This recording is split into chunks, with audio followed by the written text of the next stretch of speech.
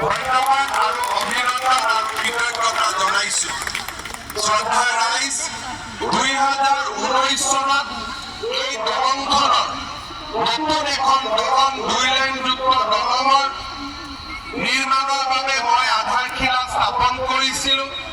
তেতিয়া মই অসমৰ লোক নিৰ্মাণ বিভাগৰ মন্ত্ৰী আছিলো আৰু আজি 5টা বছৰ পিছত কোভিডৰ সময় নহলে হয়তো আৰু আগতে দলংখন সম্পূৰ্ণ হলহেঁতেন।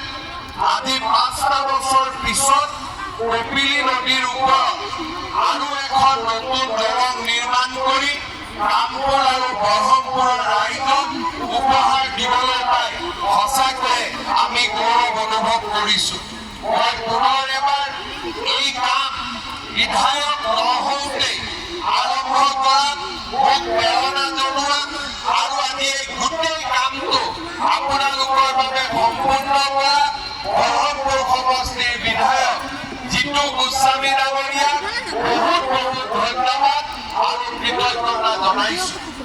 শ্ৰদ্ধা ৰাইজ, আজি আমাৰ বাবে গৌৰৱৰ বিষয় যে কামপুৰৰ ৰেলৱে ষ্টেচনৰ সন্মুখত প্ৰায় 63 কোটি টকাৰে ৰেলৱে অভাৰব্ৰিজ বা উৰণ সেতুখনো আজি আমি ৰাইজৰ বাবে উৎসৰ্গা কৰিলো।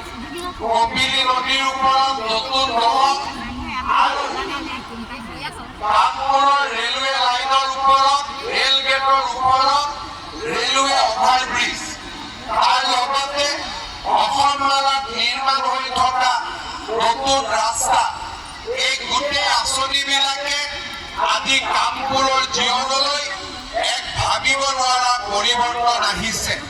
মই অত্যন্ত আনন্দিত যে ইয়াৰ লগতে ৰজিতা খুৱাই আজি আমাৰ চৰকাৰে কামপুৰৰ নতুন পুলিচ ষ্টেচন, কচুৱা, যমুনামুখ, চামুগুৰি, খাটুৱালুৰু পুলিচ ষ্টেচন নিৰ্মাণৰো আজি আমি কাম আৰম্ভ কৰিবৰ বাবে ইয়াত সমবেত হৈছো।